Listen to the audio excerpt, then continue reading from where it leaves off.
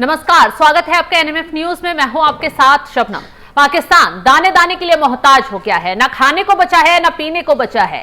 त्राहिमाम चारों तरफ मचा हुआ है। टमाटर के जो रेट हैं आसमान छू रहे हैं और पाकिस्तान अपना थोड़ा खर्चा चलाने के लिए जो सरकार है वो इधर उधर से कर्ज लेती रहती है। अब ऐसे में शहबाज शरीफ का एक बयान सोशल मीडिया पर तेजी से वायरल हो रहा है, जिसमें वो ये कहते हुए नजर आ रहे हैं कि कर्ज पर कर्ज दिया जाता है और हम कर्ज पर कर्ज लेते जाते हैं, उससे हमारी कमर और टूट रही है। ऐसे में जो देश कर्ज देते हैं उन्हें हमारे बारे में सोचना चाहिए। इंसानियत का पाठ यहां पढ़ाते हुए नजर आ रहे थे कि सिर्फ कर्ज पर कर्ज देना, वो चुकाने के लिए हम कहां से लाएंगे। इस तरीके के बयान अब शहबाज शरीफ खुलकर दे रहे हैं, वो भी विदेशी मंच पर। अब इसी पर चर्चा करेंगे कि आखिर उनके बयान के मायने क्या है, शहबाज शरीफ आखिर कहना क्या चाहते हैं। चर्चा के लिए हमारे साथ जुड़े हुए हैं वरिष्ठ पत्रकार पंकज प्रसून जी। पंकज जी, शहबाज शरीफ कह रहे हैं कि देश कर्ज पर कर्ज तो दे देते हैं लेकिन उन्हें इंसानियत दिखानी चाहिए। किस बात की इंसानियत की बात कर रहे हैं और उनके बयान के मायने आखिर है क्या? कवि इसमें कहना चाहता है कि हम इतने बड़े भिखारी हैं कि तुम कर्ज समझ के दे रहे हो पर हम उसको इनकम के रूप में ले रहे हैं, तो चुकाना हमें नहीं है, वो तुम्हारा डूब गया। यही कह रहे हैं शहबाज शरीफ कि आप एक बार कर्ज देते हैं फिर उस कर्ज के बदले कर्ज देते हैं, आपकी झोलियां फट जाएंगी। अब कुछ इंसानियत दिखा दो, तो इंसानियत के नाम पे दे दो, अल्लाह के नाम पे दे दो। यही कह रहे थे। ये भीख मांगने का नया तरीका है। अंग्रेजी में कोट टाई पहनकर इसी तरह भीख मांगा जाता है। वो यही कह रहे हैं ना कि इंसानियत के नाम पे अब दीजिए। अब कर्ज क्या कुछ कह रहे हैं, दर्शकों को एक बार उनका बयान ही सुनवा देते हैं कि कैसे वो कर्ज को लेकर इंसानियत का पाठ पढ़ाते हुए नजर आ रहे हैं। This is not acceptable. This is not where humanity should be directed towards. It has to be mutual cooperation. If somebody thinks that countries like Pakistan, who are devastated, loans would be enough, that is not acceptable. It is something which is absolutely unacceptable, because loans over loans, your back will break and you will never be able to stand up. Shahbaz शरीफ तो कह रहे हैं सिर्फ ये स्वीकार्य नहीं है, कर्ज पर कर्ज दिया जाए, कर्ज पर कर्ज दिया जाए, इंसानियत भी तो दिखाई जाए। मतलब वो कह रहे हैं नहीं, आप कुछ दान भी दीजिए, सिर्फ कर्ज देंगे। वो यही कह रहे थे कि कर्ज पे कर्ज देते रहिएगा, आपकी कमर की रीढ़ टूट जाएगी। वो खड़ा होकर रीढ़ भी दिखा रहे थे। मैंने कहा ना, ये आदमी शक्ल से भिखारी लग रहा है। वो जितने लोग बैठे हुए, जितने राष्ट्राध्यक्ष बैठे हुए, देखिए कुछ मुस्लिम्स कंट्री को बुलाया गया था, चाइना के रिप्रेजेंटेटिव थे, अमेरिका के थे, और ये बताया गया था, ये मीटिंग इसलिए बुलाई गई थी कि हम नए वर्ल्ड ऑर्डर में या फिर हमारी भूमिका क्या होगी दुनिया के इकोनॉमी में। तो हर किसी देश ने अपनी अपनी इकोनॉमी का कंट्रीब्यूशन बताया। जैसे सऊदी ने बताया कि हम सबसे बड़ा सोलर प्लांट लगा रहे हैं। अमेरिका ने कहा कि हम दुनिया में इकोनॉमिक स्टेबलाइजेशन के लिए, ताकि सारे देशों की स्थिरता रहे, ये कर रहे हैं। अलग अलग देशों ने अलग अलग कंट्रीब्यूशन बताया। फिर बुलाया गया पाकिस्तान को, बोला भैया आपका कंट्रीब्यूशन क्या है। तो ये शुरू हो गया कि ये एक्सेप्टेबल नहीं है, आप हमें कर्ज पे कर्ज दे रहे हो, कर्ज दे रहे हो, आपकी रीढ़ की हड्डी टूट जाएगी, झोला फट जाएगा, तो हम चुका नहीं सकेंगे। अब आपको इंसानियत दिखानी चाहिए और इंसानियत के नाम पे अब देना शुरू कर दीजिए, या अल्लाह के नाम पे देना शुरू कर दीजिए। ये इंसानियत के नाम पे दे दो रे बाबा, अल्लाह के नाम पे दे दो रे बाबा, भले ही अंग्रेजी में कह रहे थे, लेकिन ये भिखारी का ही लैंग्वेज है ना। आप बताइए, कर्ज लेना ही सॉल्यूशन नहीं है। पाकिस्तान के पास कोई ऐसा जरिया नहीं है कि खुद अपनी कमाई करे, अपने देश को चला पाए, सिर्फ कर्ज पर ही पल रहा है। नहीं, एक जरिया था कि ये क्या करते थे, अपने लोगों को ट्रेनिंग देते थे और उसके बदले में अमेरिकन इनको पैसे देते थे।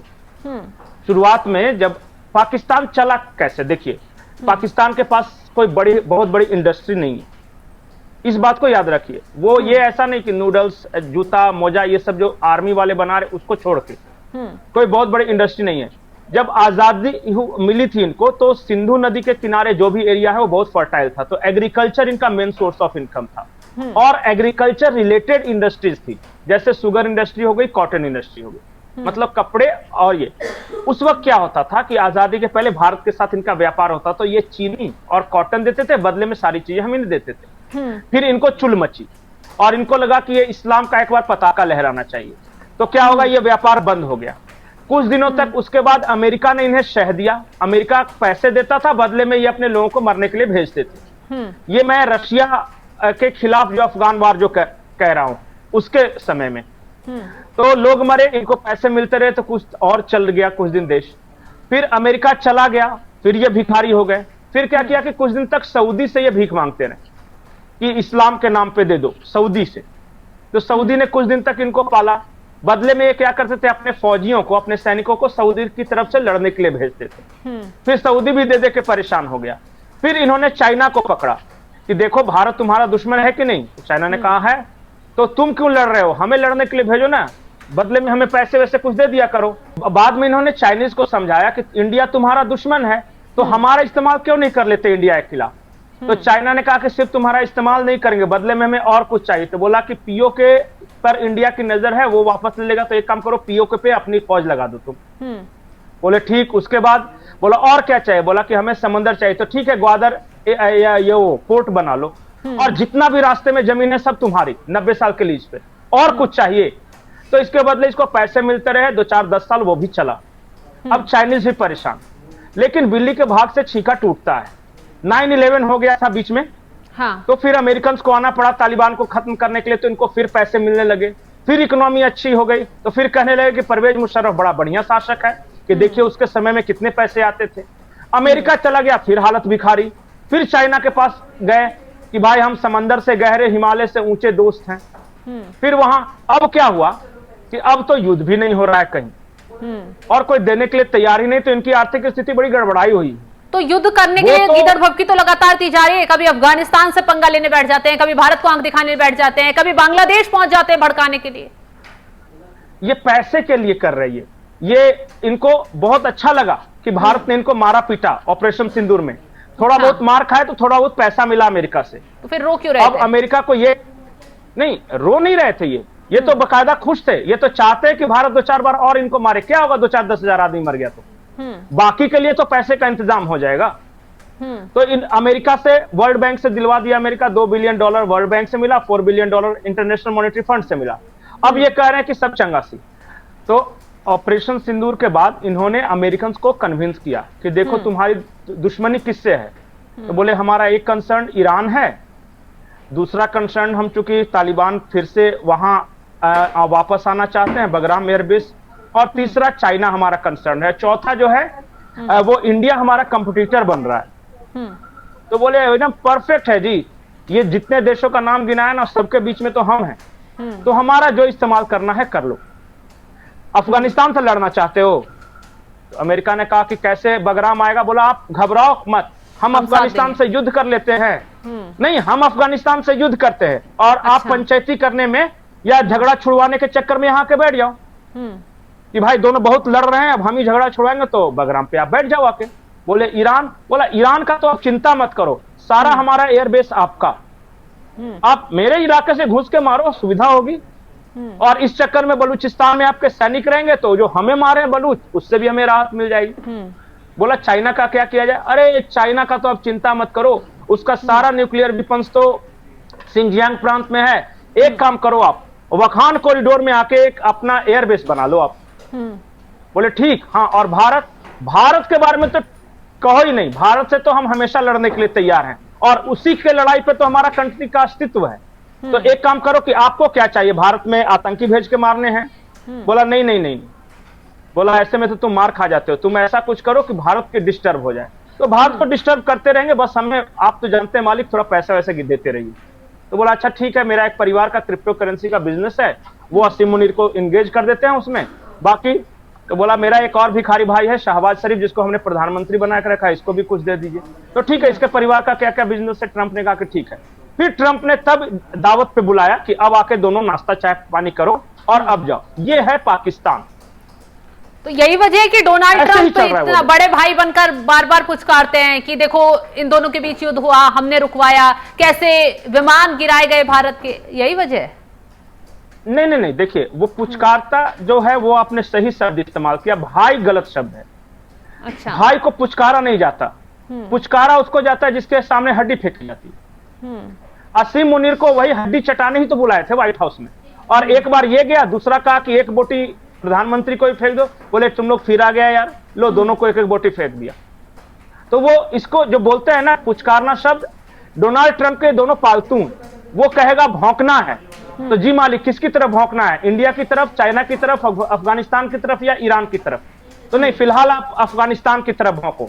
बस रोज भौंक रहा है वो ख्वाजा आसिफ कि ईंट से ईंट बजा देंगे, इंशाल्लाह ये कर देंगे, वो कर देंगे। आज स्विच ऑफ कर दे डोनाल्ड ट्रंप, बोले कि चलो अब इंडिया की तरफ आ जाओ, तो ये इंडिया की तरफ से भौंकना शुरू करेंगे। और बोला भी है, ऐसा नहीं कि मैं कोई अलग बात बोल रहा हूं, शहबाज शरीफ ने कहा भी है कि हमें देश चलाने के लिए पैसे चाहिए और पैसे के लिए हमें कॉम्प्रोमाइज करने पड़ते हैं। अब कॉम्प्रोमाइज कभी सऊदी के साथ, कभी चाइना के साथ, कभी अमेरिका के साथ। तो फिर गिड़गिड़ा क्यों रहे हैं, रो क्यों रहे हैं? किसके सामने? कह तो रहे हैं कि आपको भाई लग रहा कर्ज है कि देते हो, हमारी कमर टूट जाती है, इंसानियत दिखाओ। नहीं, इनका कहना यह है कि हमें जो पैसे देते हो हमें मरने मरवाने के चक्कर में, वो थोड़ा कम है, रेट बढ़ाइए मालिक। अब आप नहीं बढ़ाएंगे तो सऊदी बढ़ाइए, आप नहीं बढ़ाएंगे तो चाइनीज आप बढ़ाइए, कोई तो दिख दो। इतना बढ़िया कोट टाइप पहन के, इतनी पीछे लाइटिंग लगा के बैठे हैं और इंसानियत के नाम पे मांग रहे हैं, अल्लाह के नाम पे मांग रहे हैं, कुछ तो रेट बढ़ा के दो। ये मिलियन, 2 मिलियन, 4 बिलियन से क्या होगा? या फिर कर्ज माफी की मांग कर रहे हैं? नहीं, कर्ज माफी नहीं। इसको क्या है ना कि जब भी कर्ज मिलता है ना तो पाकिस्तानी आवाम के पास एक छोटा सा हिस्सा पहुंचता है, बाकी इन्वेस्टमेंट ये अपने फैमिली बिजनेसेस में करते हैं। कोई इंग्लैंड में जाके बसा हुआ है, शहबाज शरीफ का पूरा परिवार इंग्लैंड में, बिलावल भुट्टो का पूरा परिवार इंग्लैंड में, ये असीम मुनीर जो है ऑस्ट्रेलिया में एक मॉल बना रहा है, अमेरिका में भी इसने कुछ सुना है कि अभी प्रॉपर्टी वगैरह खरीदा है, इसकी वाइफ गई थी और बेटी गई थी, और इंग्लैंड में भी इसका इन्वेस्टमेंट है। तो ये कर्ज ही इसलिए मांगते हैं कि ताकि डरा धमका के उनका काम करके अपने लिए पैसे जमा कर सके। पाकिस्तान मतलब यही है। चलिए, अब और पाकिस्तान का बाकी आप लोग उसको देश और पता नहीं क्या क्या मानते हैं। मैं तो उसे देश मांगता ही नहीं, वो तो भाड़े का एक सैनिक है जिसको जो पैसा देता है उसके लिए बेचारा लड़ता है। बहुत मासूम लोग हैं वो। बिल्कुल सही कहा आपने। तो चलिए, बहुत बहुत शुक्रिया तमाम जानकारी देने के लिए पंकज जी आपका। तो देखा आपने पाकिस्तान में हालात क्या हो रहे हैं, महंगाई लगातार बढ़ रही है, खाने पीने के लिए लोग मोहताज हो रहे हैं, सरकार का विरोध करते हैं तो खुद ही फंस जाते हैं। अब किस तरीके से शहबाज शरीफ विदेशी मंच पर रोना रोते हुए नजर आ रहे हैं, ये आपने सुन ही लिया जी। अच्छा, आप लोग देखे हो कि आपके मोहल्ले में कोई कर्ज लेता है, जब सामने मांगने वाला जाता है तो वो क्या कहता है जो कर्ज लेता है कि थोड़ी तो इंसानियत दिखा दो, मेरे पास दिक्कत है, थोड़ी तो दया दिखाओ, थोड़ी तो और मोहलत दो। वही तो शहबाज शरीफ कर रहे हैं। ये थोड़ा इंटरनेशनल मंच पे कर रहे हैं और टैग प्रधानमंत्री का लगा हुआ है तो अंग्रेजी में बोल लेते हैं और नॉर्मल आदमी बेचारा हाथ गिड़गिड़ा देता है। उनके इस बयान पर कितने देश रहम दिखाते हैं? क्या कर्ज माफी कर देते हैं या फिर उन्हें और बढ़ाकर कर्ज दिया जाता है? खैर, ये तो देखने वाली बात होगी, क्योंकि विदेशी मंच पर बैठकर शहबाज शरीफ कहते हुए नजर आ रहे हैं कि बस कर्ज पर कर्ज देते रहोगे, इंसानियत भी दिखाओ, क्योंकि कर्ज पर कर्ज लेकर दूसरे देश की कमर टूट जाती है। अब कौन सा देश इंसानियत दिखाएगा? क्या अमेरिका आगे आएगा या फिर सऊदी अरब और ज्यादा मदद करेगा? खैर, ये तो देखने वाली बात होगी। फिलहाल इस खबर को लेकर आप क्या राय रखते हैं, कमेंट बॉक्स में जरूर बताइएगा। तमाम बड़ी खबरों की अपडेट के लिए आप हमारे साथ जुड़े रहें। नमस्कार।